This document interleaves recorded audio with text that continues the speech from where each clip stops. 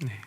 어제와 오늘 뉴스에서 다들 보셨겠지만 이태원에 있는 어떤 클럽, 젊은이들이 많이 모이는 그런 노는 장소죠. 그것을 통해서 코로나19 우한 폐렴 확진자가 12명으로 이제 대량으로 나왔습니다. 12명이라는 숫자를 제가 지금 대량이라고 표현할 정도로 현재 국내 사정은 국외 사정과는 사뭇 다른데요. 이는 몇 달 전 전국이 코로나 바이러스로 인해서 공포에 떨던 시점과는 확연히 구별된다라고 할 수 있겠습니다. 확실히 바이러스와의 전쟁이 한층 잠잠해지는 느낌이 있습니다. 그래서 이제 비교적 밖을 나가도 예전과 같이 서로를 경계하거나 살벌한 그런 시기는 좀 지나갔고 어느 정도 좀 평화가 찾아오는 듯한 그런 분위기가 있는 것 같습니다. 그러나 우리는 여전히 바이러스와의 전쟁이 완전히 끝나지 않았다는 것을 알아야 합니다. 한간에 도는 소식에 의하면 코로나 바이러스의 완전 종식이 어렵다라는 말이 있습니다. 독감이 매번 반복되듯이 독감처럼 매년 때가 되면 유행할 수 있다라는 말이 돌더라고요. 그래서 이번 가을, 멀리 갈 필요도 없이 당장 이번 가을에만 해도 코로나가 재유행할 것이다, 그럴 가능성이 높다, 그러니 장기전에 대비해야 된다라는 뉴스가 지속적으로 보도되고 있습니다. 그런데 여러분, 비단 코로나 바이러스와의 싸움만이 끝이 나지 않은 것은 아닙니다. 여러분, 우리가 다들 잘 아시다시피 우리나라는 분단 국가입니다. 1950년 6월 25일부터 이제 북한의 남한 침략, 그 한국 전쟁이라고 하죠. 그것이 1953년 7월 27일 유엔군과 북한이 정전 협정을 맺음으로써 현재 잠정적으로 중단된 상태입니다. 그래서 우리가 지금 이런 평화로운 분위기에도 불구하고 명백히 잊지 말아야 할 게 있죠. 2020년 현재 시점에서도 우리 한반도는 휴전 상태이지 종전 상태는 아니라는 것입니다. 물론 우리 전쟁이라고 했을 때 너무 제가 또 긴장감을 불어넣지 않나 이런 감이 있지만, 물론 또 우리 교회의 위치가 다행히도 그나마 한강 이남에 자리하고 있습니다. 하남에 있죠. 그러나 요즘 같은 시대가 6.25 전쟁 당시에 한강대교 끊고 인민군의 진격을 지연시키고자 했던 그런 행동, 그때도 아니고요. 그때가 아니고 지금 이 시점에 전방과 후방 개념이 어디 있겠습니까? 수도권이라는 이유 하나만으로도 우리는 이미 사정거리 안에 있다라고 볼 수 있겠습니다. 문득 떠오르는 그 장면이 있는데요. 1994년, 벌써 많이 옛날 이야기죠. 많이 옛날 이야기인데 94년 남북한 어떤 실무 접촉에서 북한 측에서 박영수라는 사람이 했던 말이 있습니다. 서울 불바다 된다. 기억하실 거라 생각합니다. 그 발언이 나온 지도 벌써 그렇게 오래가 됐는데요. 지금 2020년 시점에서 북한이 보유한 미사일 개수와 그 위력이 늘었으면 늘었지 줄지는 않았을 거란 말이죠. 이렇게 정전협정 이후에 이렇게 남과 북이 대치하고 있는 상황 속에서 전쟁까지는 아니지만 끊임없이 북한에 의해 자행되어 오던 크고 작은 국지 도발이 있었습니다. 얼핏 생각나는 것만 해도 여러 가지가 있죠. 판문점, 좀 많이 옛날인데 판문점 도끼 만행 사건, 또 비교적 근래에 들어와서 2002년도에 있었던 서해 교전이라든지 천안함 폭침이라든지 연평도 포격 도발 사건 등등이 있습니다. 여러 가지 이제 방법으로 우리를 도발을 했었는데요. 그런 도발의 방법 중에 대표적인 방법 중에 하나가 바로 간첩을 투입시키는 것입니다. 공작원이라고 하죠. 정말 오래되기는 했지만 옛날에 이런 간첩을 소재로 한 영화들이 많이 있었습니다. 쉬리라든지 실미도라든지 이런 영화의 소재가 되기도 했죠. 그래서 영화뿐 아니라 실제로 1968년에 난파 공작원들이 내려온 사건이 있었죠. 여러분들 어르신들께서는 다들 잘 아실 거라 생각합니다. 일명 1월 21일 일어났던 김신조 사태였습니다. 워낙 충격적인 사건이었기 때문에 어른들께서는 다 기억하시리라 생각을 하는데, 그때 김신조 외에 31명의 공작원들이 박정희 대통령을 암살하기 위해서 파주 쪽에서 휴전선 끊고 내려와서 청와대 근처까지 왔다가 실패하고 김신조를 제외한 모두가 사살되었던 사건이 있었습니다. 사실 저는 그때 태어나지도 않았습니다. 그래서 사실 저는 그때의 분위기를 잘 알지 못합니다. 오히려 제가 초등학교 6학년이었던 1996년 강릉 무장공비 침투 사건이 더 기억에 남습니다. 그때 교전을 통해서, TV를 통해서 이제 교전을 하는 장면이 나오기도 했고, 그 교전을 통해서 아군의 피해도 있었기 때문에 제가 어린 마음에 많이 두려워했던 기억이 있습니다. 물론 지금 나이라고 해서 그런 일이 일어난다고 하면 또 안 두려운 건 아니겠죠. 그래서 제가 이때까지 말했던 이런 극단적인 행동을 하는 간첩 혹은 공작원들이 있긴 했지만, 일반적인 의미에서 간첩 혹은 스파이는 어떤 임무를 수행합니까? 티를 내지 않죠. 조용히 자기 신분을 드러내지 않고 적이 속한 나라에 잠입을 해서 그 나라 사람처럼 살면서 정보를 캐내고 자기를 파견한 그 본국에 도움을 주는 어떤 스파이 활동을 하는 것이죠. 그래서 그 파견된 그 나라에 살면서 착실하게 일하면서 해당하는 그 나라의 국민 총 생산량을 늘리는 데 도움을 주는 척하는 시민으로 살지만, 사실 그의 정체는 간첩입니다. 스파이죠. 그 나라에 소속된 선량한 시민인 척하면서 나라를 좀처럼 갉아먹는 존재인 것입니다. 그래서 여러분, 간첩, 옛날에 그런 게 많았죠. 간첩이 발견되면 무조건 신고해야 된다. 간첩 신고하면 포상금도 주고 그랬잖아요. 간첩은 정말로 그 나라 시민인 것처럼 위장하고 삽니다. 그걸 알면 다 신고했겠죠. 날마다 등굣길에 혹은 출근길에 인사를 나누던 옆집 사람, 그런 사람이 간첩일 수도 있다는 거죠.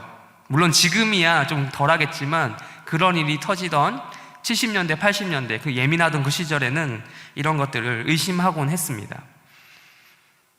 서로 집안일이 있을 때 떡도 돌려먹고 식사 초대도 해서 서로 밥도 나눠 먹던 사이, 이런 사이 정도로 깊은 관계를 맺었습니다. 그래서 그냥 옆집 우리 동네 같이 사는 이웃이구나, 진정한 나의 이웃이구나 생각을 했는데, 다른 사람은 다 떠나도 그 사람만큼은 내 친구, 내 편이 되어줄 것 같았는데, 알고 보니 그 사람이 나를 이용해서 정보를 캐내더니 결국엔 나에게 총뿌리를 겨누는 거죠. 이거야말로 정말 끔찍한 상황, 그 당하는 사람 입장에서는 무서운 상황, 소름 끼치는 상황이 아닐 수가 없겠습니다.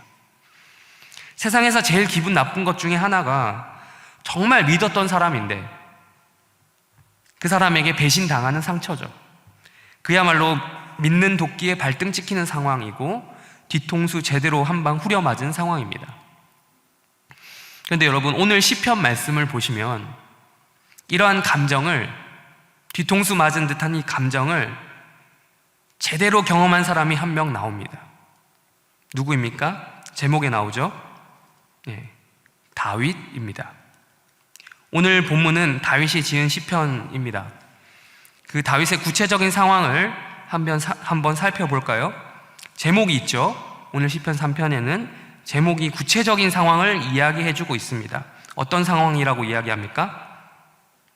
그의 아들 압살롬으로부터 피하고 있을 때라고 제목이 이야기해주고 있습니다.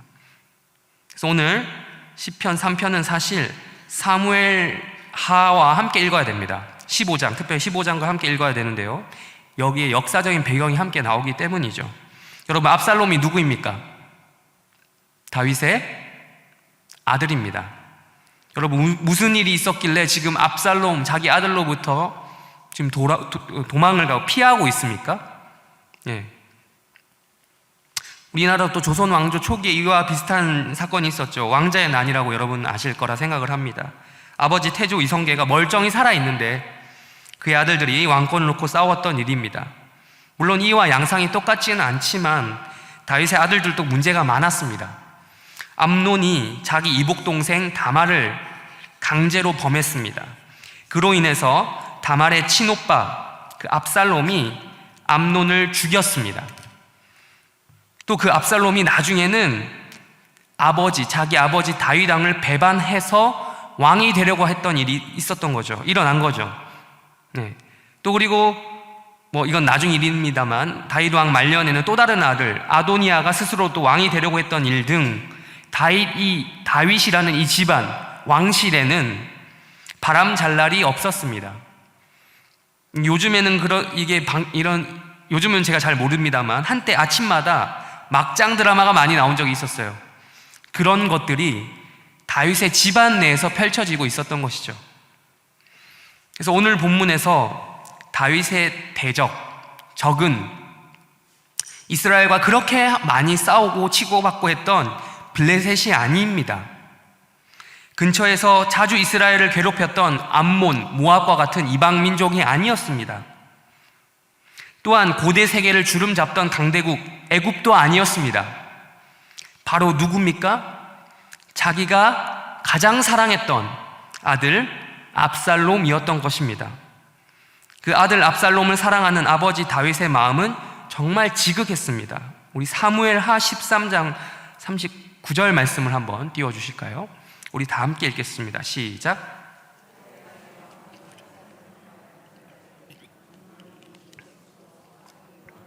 받았습니다. 우리 사무엘하 18장 33절로 읽겠습니다. 시작. 왕의 마음이 심히 아파 문이 쪽으로 들어가서 오니 그가 올라갈 때에 말하기를 내 아들 압살롬아 내 아들 압살롬 차라리 내가 너를 대신하여 죽었다면 압살롬 내 아들아 하였더라. 예. 그러니까 이 정도로 다윗은 아버지로서 자신의 아들 압살롬을 사랑했습니다. 그런데 이 다윗은 그 사랑하는 아들에게 정말 내 것이라고 생각했던 그 아들에게 오히려 배신을 당하고 쫓김을 당하며 생명의 위협을 받고 있는 것입니다. 여러분, 압살롬만 다윗의 생명을 위협했습니까? 아니죠. 여러분, 다윗이 이스라엘의 왕이긴 했지만 이스라엘 백성들은 우리가 생각하는 것처럼 다윗에게 항상 마음을 두었던 그런 착한 사람들이 아니었습니다. 언제든지 기회만 생기면 다윗을 배신하고 그를 왕으로 인정하기를 싫어했습니다. 이러한 것들은 사무엘서 읽어보시면 곳곳에서 발견할 수 있습니다. 먼 훗날 나중에 하나님의 심판에 의해서 이스라엘이 역사가 흐르면서 이스라엘 멸망당하죠. 그리고 다시 그 신약시대가 시작이 되죠. 그 즈음에 그 중심에 다윗 왕조가 끝나고 나서야 유대인들이 그때는 좋았지, 다윗 시절이 정말 영광의 시대였지, 그렇게 알았던 거죠.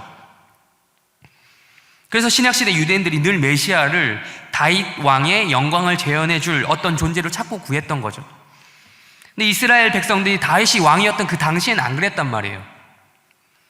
왕이 되는 것을 다 지켜봤어요. 다윗이 어떤 출신이고 어떻게 해서 왕이 되었고 기름 부으심을 받았고 이런 것들을 다 봤단 말이에요. 그러면서도 눈치를 보고 있었다는 것입니다. 사울의 라인을 탈 것이냐, 다윗의 라인을 탈 것이냐, 줄서기. 왜냐하면 공식적으로 하나님에 의해서 사울이 폐위되고 다윗이 올라갔다 하더라도 솔직히 말하면 인간적인 매력은 사울에게 더 있었기 때문입니다. 진짜 흔히 말하는 왕의 이미지 있죠. 왕은 사울이라는 사람이 정말 제격이었던 거죠. 우리 굳이 찾진 않겠습니다만 그 사울의 그 특징, 외형적인 특징 잘 아시죠? 잘생기고요, 키도 크고 멋지고 리더십도 있고 심지어 머리도 똑똑하고 힘도 있고 싸움도 잘하고 정치력도 있습니다. 진짜 왕다운 사람 하면 사울인 것입니다. 그런데 다윗은 그렇지 못했다는 겁니다. 근데 이번에 반란을 일으킨 다윗의 아들 압살롬, 이 사람은 어떤 사람이었습니까? 수많은 이스라엘 백성들이 압살롬에게 순식간에 붙어버렸어요. 왜 그럴까요? 외형적인 압살롬의 외모는 다윗의 아들이긴 한데 거의 사람들이 볼 때는 사울에 가까웠거든요. 우리 사무엘하 14장 25절 한번 읽도록 하겠습니다. 시작.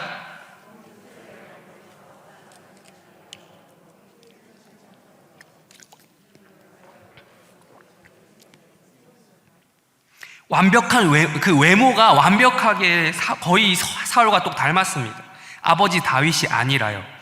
사무엘하 15장 6절도 한번 읽겠습니다. 시작. 재판을 청하러 오는 자들마다 압살롬의 행함이 이와 같아서 이스라엘 사람의 마음을 압살롬이 훔친. 똑똑했던 거죠. 잘생길 뿐만 아니라 똑똑한 것입니다. 정치력도 좋았던 거죠. 사람의 마음을 확 끌어당기는 그 무엇이 있었던 것입니다. 진짜 왕 같은 사람은 사람들이 볼 때 다윗이 아니라 압살롬이었던 거예요. 왕자의 신분이긴 했지만. 사람들은 그래요. 세상에 군왕과 같은 그것에 적합한 인물을 좋아했어요. 그래서 사울을 좋아했죠.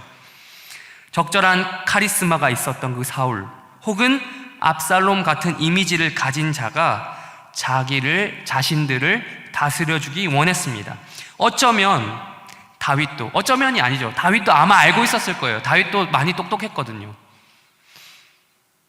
다윗도 그 정도는 알았을 거예요. 그 정도 센스는 있었을 거예요. 그런 이미지를 가진 사람이 왕에 적합한 인물이다라는 것을 알고 있었습니다. 그래서 다윗이 자기와는 전혀 다른 이미지의 압살롬, 자기 아들이지만 자기와 전혀 다른 이미지, 그 압살롬에게 일종의 매력을 느꼈을지도 모르겠습니다.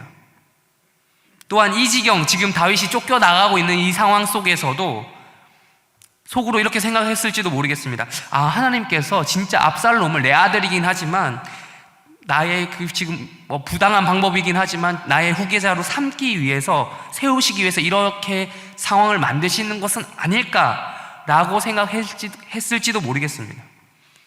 그러나 중요한 것은 성경에서 말씀하시는 바는 그게 아니라는 것입니다. 하나님이 세우신 왕은 사울도 아니고 압살롬도 아니고 다윗이라는 거예요. 하나님에 의해 기름 부음 받은 왕인 다윗이 뻔히 살아 있습니다. 그런데 이 이스라엘 사람들은 그런 것 정도는 가볍게 무시할 수 있다라는 그런 준비가 된 사람들인 거죠. 세상의 군왕들에게서 볼 수 있는 카리스마, 정치력, 이런 매력 포인트, 그걸 똑같이 가지고 있는 것입니다. 이들은 언제든지, 이 사람들, 이스라엘 백성들은 언제든지 하나님이 기름 부으신 왕을 무시할 준비가 되어 있는 사람들이에요. 하나님의 그 언약, 그리고 그 율법, 이런 것들은 안중에도 없어요. 그 대표적인 인물 중에 한 명이 바로 다윗의 책사라고도 할 수 있고 모사라고 성경에 기록되어 있는 아히도벨입니다. 다윗에게 있어서 제갈 공명과 같은 그런 역할을 맡았던 사람이죠. 그 똑똑한 아히도벨도 다윗에게서 자신의 군주가 될 만한 인물이라는 그런 매력을 못 느꼈던 것 같아요. 그래서 압살롬에게로 가버립니다. 여러분, 전쟁의 그 승리와 패배가 이 모사 한 명에 의해서 좌우되는 경우가 많습니다. 우리 잠언 24장 6절 말씀 한번 읽겠습니다. 시작. 네, 지휘관 다윗과 모사의 사이라면 정말 가까이 지내면서, 유비와 그 제갈공명이 가까이 지냈듯이 그런 사이라면 정말 가까이 지내면서 서로 깊은 생각을 나누었음이 틀림없습니다. 다윗과 그런 사이였던 아히도벨조차도 그런데 압살롬에게로 넘어가 버린 거죠. 이처럼 오늘 본문에서 등장하는 다윗은 있잖아요. 다윗의 대적은 멀리 다른 곳, 딴 나라, 이방 나라, 거기 있지 않았습니다. 가장 믿고 있었던 그곳에 있었어요. 알고 보니 내가 믿던 그 사람이 간첩 활동을 하고 있었던 거예요. 뒤에서 칼 갈고 있었던 거죠. 적은 바로 내부에 있었습니다. 가장 깊이 마음을 나누고 통했던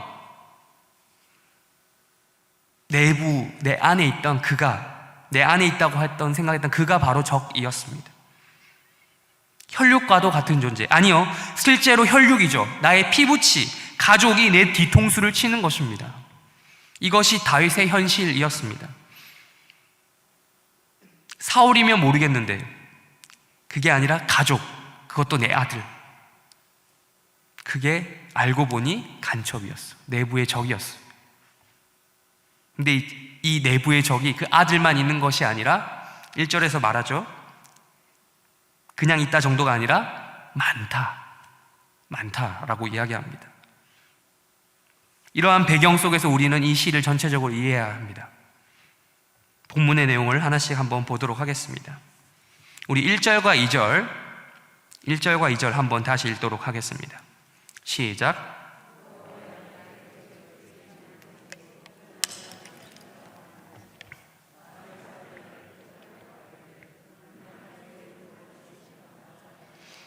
1절과 2절에 보면 많다라는 말이 3번 나옵니다. 다윗의 심정이죠. 많다. 왜 이래 많냐? 나의 적이 왜 이렇게 많나? 여러분, 다윗의 이 심정을 이해하셔야 됩니다. 지금 다윗의 심정은 답답해 미칠 것 같다라는 거죠. 다윗이 왕위에 오르려고 할 때도 수많은 반대가 있었어요. 평탄하게 왕이 됐던 게 아니거든요. 근데 지금 상황은 어떻습니까? 지금은 왕이란 말이에요. 왕이 되기 전에도 그랬는데 왕이 되고 나서는 좀 편해야 되잖아요. 근데 그리고 또 어느 정도 안정이 되어가고 있던 그런 상황이었어요. 이제는 좀 왕노릇 좀 해볼까 했는데 이런 일이 터진 것이죠. 그것도 아들의 반란에 의해서. 자식 새끼가 원수라더니 진짜 원수가 되어버린 것입니다. 이미 앞에서도 말씀드렸지만 압살롬 말고도 수많은 이스라엘 백성들, 모사 아히도벨까지 정말 다윗의 주변에는 적이 많았습니다. 그리고 이 다윗의 적들이 지금 우리가 2절에서 볼 수 있듯이 공통적으로 하는 말이 있습니다. 무엇입니까? 그는이라고 얘기했지만 너는 하나님께 구원받지 못한다, 이 말입니다. 이것은 여러분 다윗의 그 심기를 가장 불편하게 만들 수 있는 그런 말이에요. 다윗의 그 정체성과도 같은 말이에요. 그걸 부정하는 말을 했을 때 분노할 수밖에 없는 그런 말인 거죠. 우리가 여기서 한 가지 짚어두고 넘어갈 것이 있는데요. 구약성에서 구원이라고 하면 지금 우리 신약시대에 살고 있는 우리가 알고 있는 대로 단순하게 받아들이면은 안 됩니다. 일반적으로 우리가 구원하면 예수 믿고 천당 가는, 이게 영혼 구원만을 생각하는데요. 물론 구원은 궁극적으로 그게 맞는데 여기서 말하는 이 시편, 그리고 구약에서 사용하는 구원은 전쟁에서 이긴다라는 말이에요. 승리한다. 질 것과 같은 싸움, 그런 상태에서 승리해서 어마어마한 구출 작전이 펼쳐지는 것, 그것이 구원입니다. 너는 하나님께 그런데 구원받지 못한다라고 적들이 이야기하는 것이죠. 그걸 바꿔 말하면 이거죠. 너는 싸움에서 진 거야. 너는 이미 졌기 때문에 포기해. 너를 도와줄 사람 없어. 하나님도 너를 포기했어. 그만 항복해. 하나님도 널 도와주지 않아. 라는 말씀입니다.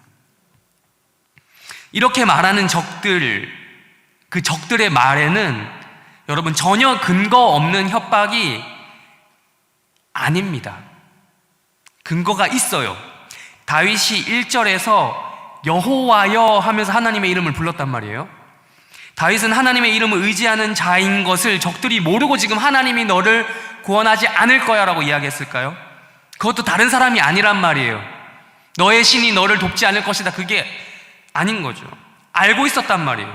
다른 사람도 아니고 다윗의 신앙을 누구보다 잘 아는 사람들, 측근, 항상 다윗의 옆에서 다윗이 어떻게 신앙생활 하는지 다 지켜봤던 사람들이죠. 압살롬, 아히도벨, 백성들, 어떻게 다윗이 정치를 하는지, 하나님의 말씀에 따라서 잘 하는지, 어떻게 골리앗을 무너뜨리려고 했는지, 그런 어릴 때부터 다윗이 살아왔던 삶의 기록들을 다 아는 사람들이죠. 바로 이 사람들이 다윗이 그 누구보다도 하나님의 이름을 의지하는 사람인데, 다 알고 있는데 왜 도대체 이 사람들이 스스로 이런 말들을 했던 것일까? 하나님이 너를 구원하지 않는다. 이것을 풀기 위해서 사무엘하 12장 말씀을 한번 보도록 하겠습니다. 사무엘하 12장 10절에서 12절까지 말씀입니다. 다 함께 읽도록 하겠습니다. 시작.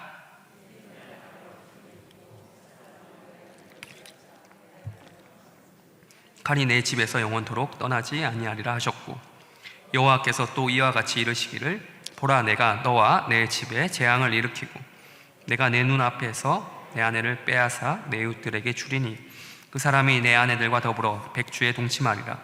너는 은밀히 행하였으나 나는 온 이스라엘 앞에서 백주의 일을 행하리라 하셨다네이다 하니. 그렇습니다. 이 말씀이죠. 지금 다윗의 편이었다가 적이 된 이들은 다윗의 치명적인 약점이 무엇인지 잘 알고 있었던 것입니다. 매우 잘 알았던 거죠. 지금 다윗은 밧세바 사건, 그 밧세바를 그 범해서 우리의 아내를 범했기 때문에 하나님께 지금 이러한 저주의 말씀을 들었어요. 그 당시 밧세바를 통해서 태어난 아들이 죽었을 뿐만 아니라 또 미래에 있을 징벌까지도 하나님이 미리 예언하셨습니다. 이러한 저주와 같은 예언의 내용들을 다윗의 적들이, 대적들이 교묘하게 말씀을 취한 것입니다. 이용한 거죠. 그들은 여기에 담겨있는 이 내용이 아마도 자기들을 위한 내용이다 라고 자기들을 위한 말씀이다, 우리 반란의 근거로 삼았던 것입니다. 아, 이 저주의 내용 때문에 하나님이 다윗을 버렸구나, 이제 다윗의 시대는 갔구나, 우리의 시대가 있겠구나 라고 생각할 수 있었던 것이죠.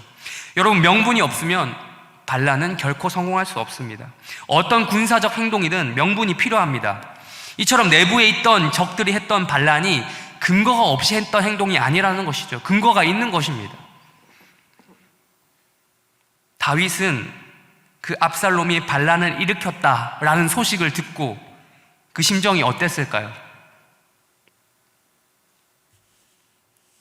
이방인에 의해서 발생된 상황이면 그럴 수 있는데 왜 하필 이스라엘 백성들을 아직도 나를 왕으로 인정하지 않는 것일까?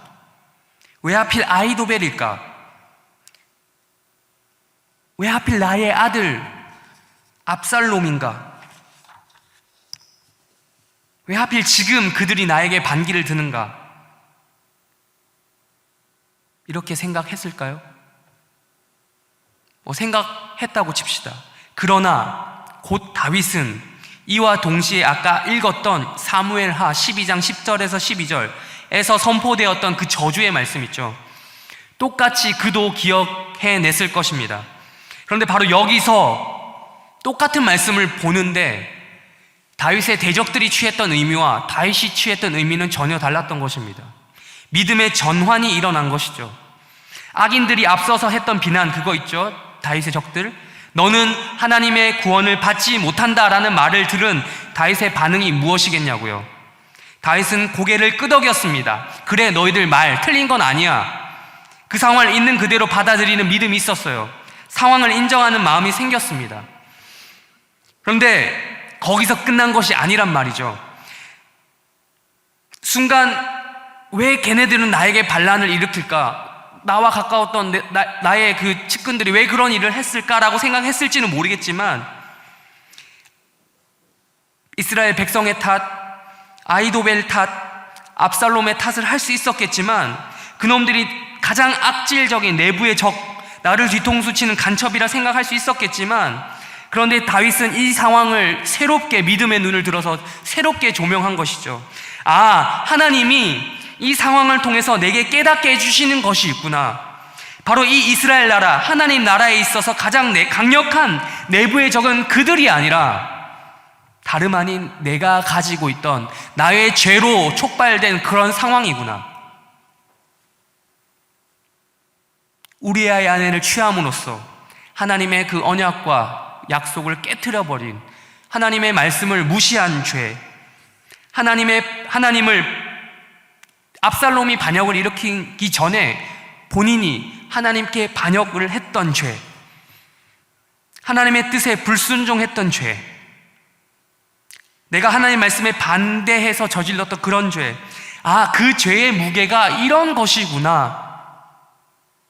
지금 내가 당하고 있는 억울한 것 같은 상황은 다름 아닌 내가 저질렀던 죄의 연장선상이구나.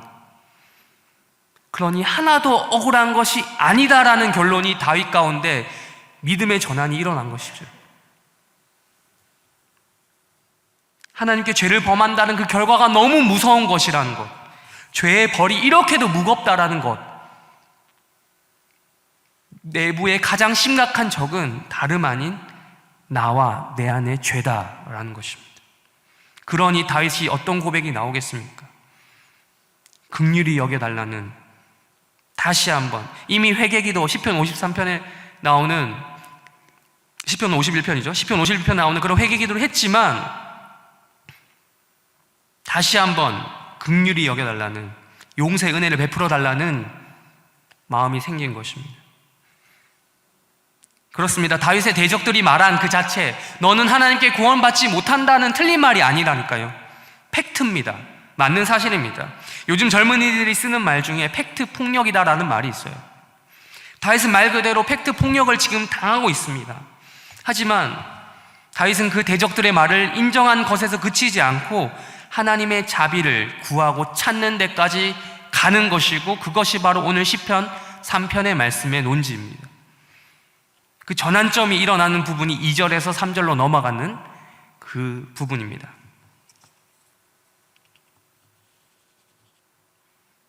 자신의 죄악을 인정한 다윗이 거기서 멈추지 않고 담대하게 하나님께 나아가서 적극적으로 그분의 자비를 구할 수 있는 이유가 무엇입니까? 오늘 시편 말씀에 나오진 않지만 그 근거를 사무엘하 7장 전체, 특별히 7장 9절에서 한번 찾고자 합니다. 우리 7장 9절 한번 읽도록 하겠습니다. 시작.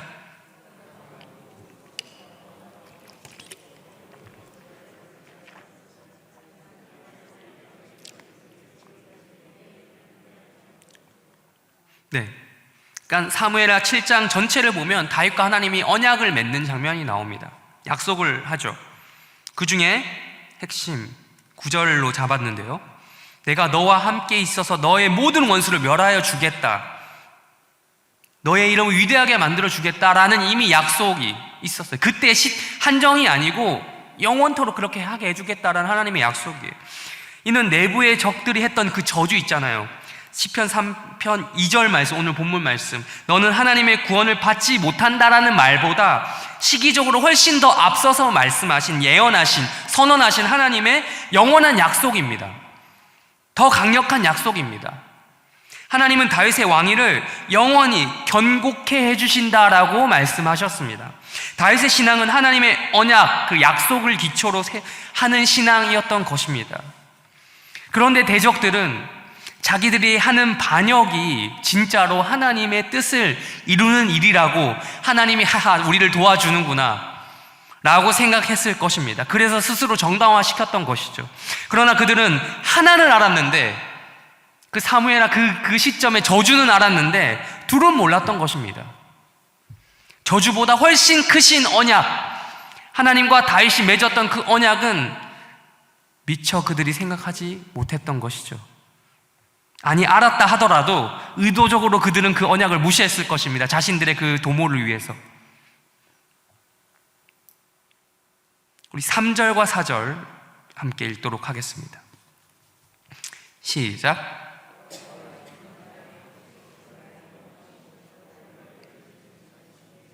내가 나의 목소리로 여호와께 부르짖으니 그의 성산에서 응답하시는도다. 3절에서 주는 나의 방패라는 말씀을 합니다. 이 방패라는 단어는 시편에서 정말 많이 나오는 단어인데요, 방패는 전쟁에서 반드시 필요한 방어 기구죠. 없으면 죽습니다. 있어야 삽니다. 대적들의 공격으로부터 전능하신 하나님의 그 보호하심을 상징하는 표현입니다. 그렇게 이기게 하신 하나님, 그 하나님이 바로 다윗의 영광, 것입니다. 영광, 나의 영광. 다윗의 영광은 여러분 다윗 자신에게 있지 않았습니다. 모든 세상의 군왕들이 영광을 자신에게서 찾으려고 했을 때 다윗만큼은 그러지 않았던 것입니다. 다윗을 이기게 하신 하나님은 높임 받기에 합당하신 분이십니다. 다윗이 사무엘하 15장 30절, 우리 한번 또 읽도록 하겠습니다. 사무엘하 15장 30절 읽겠습니다. 시작. 그의 머리를 그가 가리고 맨발로 울며 가고 그와 함께 가는 모든 백성들도 각각 자기의 머리를 울며 올라가고. 다윗이 지금 이 사무엘하 15장 도망가던 그 시점에 있어서는 머리를 가리고 울며 이렇게 푹 숙이고 갔지만 3절 우리가 읽었다시피 그렇게 가면서도 머리를 나의 머리를 들게 하시는 분이 바로 하나님이시다. 이러한 도움을 구하는 것이죠. 그 도움을 구하는 요청은 어디로부터 응답이 오겠습니까? 4절에서 말하는 바로 성산, 거룩한 산입니다. 여호와의 거룩한 산, 성산은 여기 고유명사로 나오진 않지만 시온이죠, 시온. 사무엘하 5장 6절과 7절 우리 한번 또 보도록 하겠습니다. 시작. 예루살렘으로 가서 그 땅 치료하며 그 사람들이 다윗에게 이르되 내가 결코 이리로 들어오지 못하리라. 맹인과 다리 저는 자라도 너를 물리치리라 하니 그들 생각에는 다윗이 이리로 들어오지 못하리라 함이나 다윗이 시온 산성을 빼앗았으니 이는 다윗성이더라. 예루살렘이 곧 시온이죠. 이곳은 불가능해 보이는 전쟁을 하나님의 약속에 따라 이기게 해주신 승리의 장소입니다. 이 사무엘하 이때까지, 다윗 때까지 그곳을 가나안 거의 끝났는데도 거기를 정복하지 못했던 거예요. 그래서 다윗이 하나님의 열심을 가지고 여기를 들어가서 이기고 점령한 것이죠. 그러니까 하나님의 약속에 따라 이기게 해진 그런 승리, 상징적인 장소입니다. 그곳에는 언약궤가 있고 하나님께서 거주하시고 하나님께서 임재하시는 곳입니다. 하나님과의 소통과 교제가 있었던 곳입니다. 앞에서 이야기했던 그 언약의 중심지가 바로 이 성산, 거룩한 산입니다. 지금 그 다윗의 몸이 시편 3편의 시점에서 몸이 그곳을 떠나가고 있는 것이죠. 사무엘하 15장 24절과 25절 또 한번 읽도록 하겠습니다. 시작.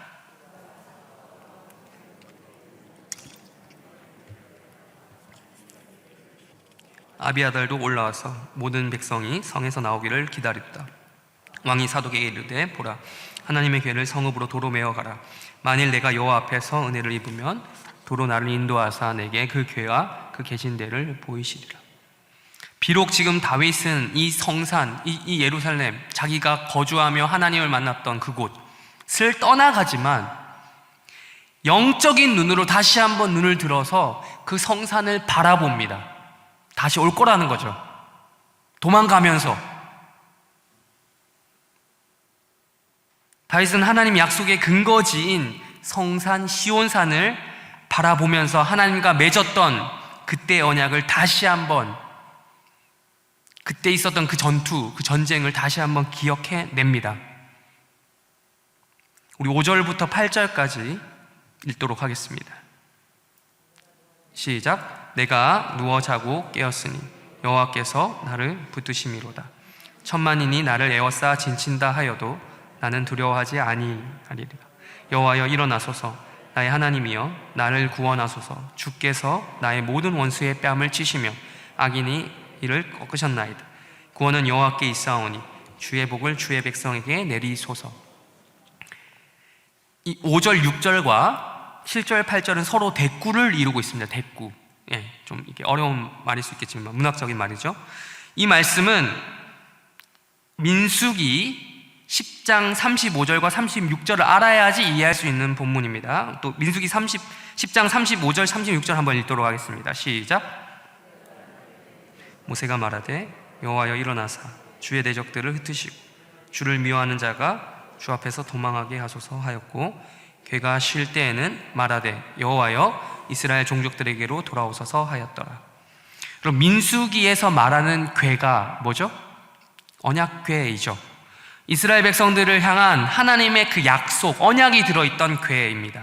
가나안 땅으로 인도해 줄 하나님의 그 언약과 은혜의 그 모형, 상징이 바로 궤입니다. 언약궤. 출애굽해서 가나안 땅으로 향하던 이스라엘 백성들은 이 언약궤가 움직이고 나서야 움직였습니다.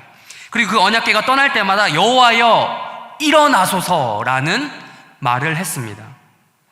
여호와께서 일어나시는 목적이 무엇입니까, 여러분? 나오죠? 여호와의 대적들과 싸워서 이기게 해달라라는 전쟁의 용어이죠. 다윗은 바로 이 민수기에 기록된 언약궤에 대한 말씀을 기억하고 말씀을 시편에서 인용하고 있는 것이 확실합니다. 다윗은 이 시편 3편 전체에서 하나님과 맺은 그 언약의 확실함을 붙들고 있습니다.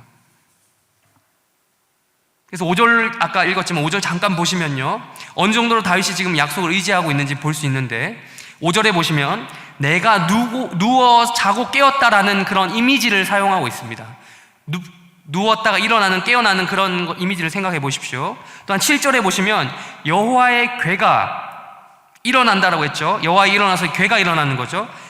여호와의 궤가 누웠다가 일어나는 그런 이미지입니다. 그래서 병행구, 대꾸라는 것입니다. 그러니까 이 말씀을 하면서 지금 다윗의 심정이 뭐냐? 하나님의 그 궤와 자신의 행동이 하나가 된 것입니다.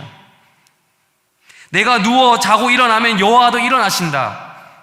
내가 눕고 일어남이 곧 하나님의 눕고 일어남이다. 내가 일어날 때는 대적을 하나님께서 이기게 해주시고, 하나님이 쉬실 때는 하나님이 우리에게로 와서 보호해 주실 것이다. 공격과 방어, 이 모든 것이 하나님께 달려있다. 즉, 이 모든 전쟁은 하나님께 달려있다라는 것입니다. 가장 지금 취약한 상태로 시작한 이 전쟁, 외부에서 예고된 침입이 아니라 내부에 예상치 못한 그 적들, 뒤통수 맞으면서 한 대 맞고 시작한 이 전쟁, 절대적인 열세에 달려있죠. 이 상황을 뒤집을 수 있는 분이 계신데 그분이 바로 하나님이시다. 5절에서 여호와께서 나를 붙드심이로다, 그런 것입니다.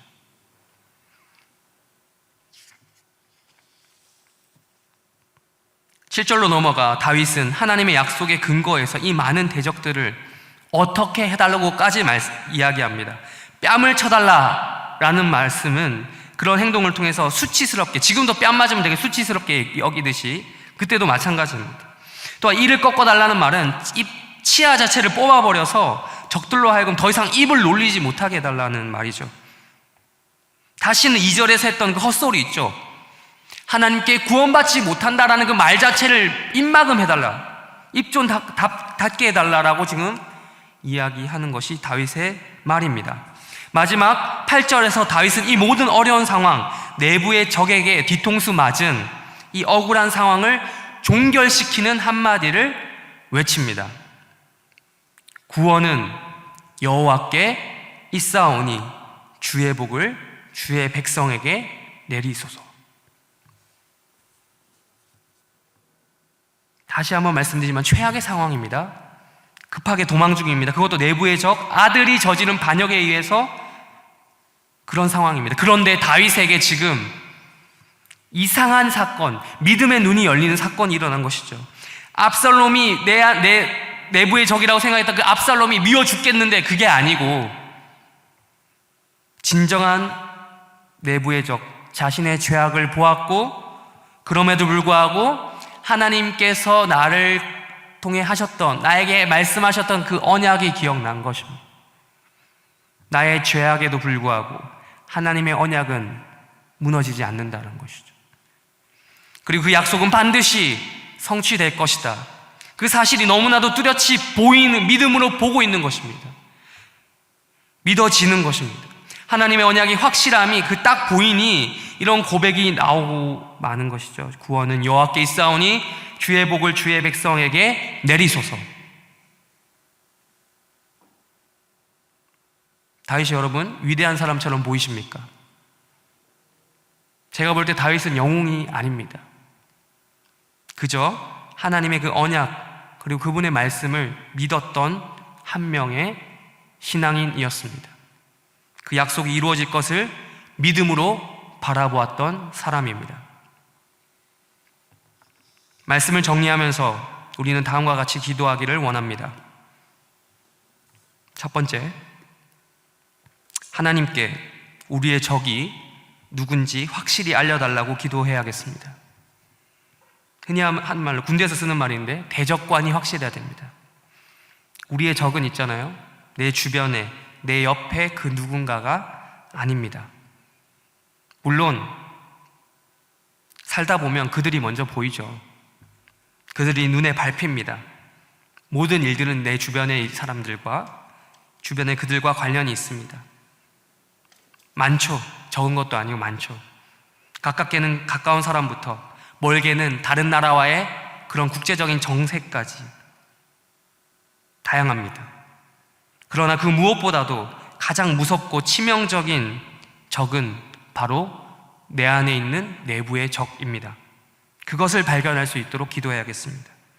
나와 가장 친한 척하지만 실상 나에게 총뿌리를 겨누고 있는 그것, 내 안에 자리 잡고 있는 내부의 적, 내 안에 사울, 또 다른 내 안에 압살롬이 있다는 것입니다. 내가 추구하는 세속적인 아름다움, 나의 죄성을 발견하게 해달라고 기도해야겠습니다. 내 안에 가장 무서운 내부의 적은 다름이 아니라 이런 죄라는 것입니다. 이미 이것과 깊은 관계, 그래서 알아도 내쫓기 힘든 그런 상황일 수도 있겠습니다. 정체를 알았지만 어찌할 수 없는 지경에 이르렀을 수도 있겠습니다. 그러나 이것이 나를 결국 영원한 죽음으로 내몰고 간다는 사실을 우리가 깨닫게 해달라고 기도해야겠습니다. 둘째, 여호와여 일어나소서. 현 시국, 코로나 관련된 이런 시국에 여호와여 일어나소서라고 우리는 기도해야겠습니다. 코로나 바이러스로 인해서 여전히 전 세계와 한국 교회 및 한국 사회, 전 세계 교회 모든 것들이 고통받고 있습니다. 말만 하면 우리는 이런 말을 습관적으로 합니다. 코로나 때문에. 틀린 말이 아니죠. 아까도 말씀드렸죠. 완전히 코로나는 종식되기 어렵다라는 전망이 있다고 말씀을 드렸죠. 어쨌거나 한국 교회 전체적인 상황이 매우 어렵습니다. 우리 해림교회는 호흡기 다는 심정으로 5월에 다시 사역을 시작합니다. 혹시나 코로나로 인해서 우리 교회 전체의 믿음이 가려져 있지는 않은지 살펴보아야겠습니다. 우리 내부에 자리 잡고 있는 그 강력한 적, 불신앙이 있지는 않은지 살펴보아야겠습니다. 여호와께서 일어나시면, 오늘 말씀대로 여호와께서 일어나소서, 여호와께서 일어나시기를 기도합시다. 언약궤가 다시 들고 일어날 때 그 불신앙이라는 나쁜 녀석의 그 뺨을 치실 것입니다. 그래서 그 불신앙은 수치를 당할 것입니다. 이를 꺾어 버려 주시옵소서라고 우리는 기도해야 될 것입니다. 다시는 우리를 향해 너희들은 구원이 없다, 하나님도 너희를 버렸다 말하게 하는 불신앙이 더 이상 우리 안에서 그런 말 못하게 해달라고 기도해야겠습니다. 이런 불신앙의 세력들, 대적들이 엄청나게 많아도 두렵지 않을 수 있는 믿음을 달라고 기도해야겠습니다. 우리 해림교회와 한국교회, 그리고 우리 한국사회가 현 코로나 시국을 통해 여호와께서 일어나시는 것을 목도하게 해달라고 기도해야겠습니다. 마지막 세 번째, 여호와의 성산 시온, 즉 이 시대, 신약시대 교회에서 선포되는 언약을 의지하게 해달라고, 믿게 해달라고 기도해야겠습니다. 이렇게 우리가 여호와 하나님께 구할 수 있는 것은 다름이 아니라 하나님께서 우리에게 일방적으로 찾아오신 그 언약이 있습니다.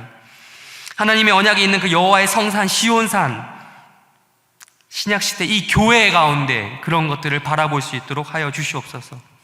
모든 말씀이 출발되는 곳, 말씀이 나오는 곳, 바로 이곳입니다. 교회입니다. 우리로 하여금 이 교회에서 선포되는 진리의 말씀을, 그 말씀을 통해서 하나님의 그 언약과 약속의 그 신실함을 우리가 붙들게 해달라고 기도해야겠습니다. 우리의 머리를 들게 하시고 여호와의 구원과 여호와의 복을 당신의 백성인 우리에게 베풀어 주시옵소서라고 기도해야겠습니다.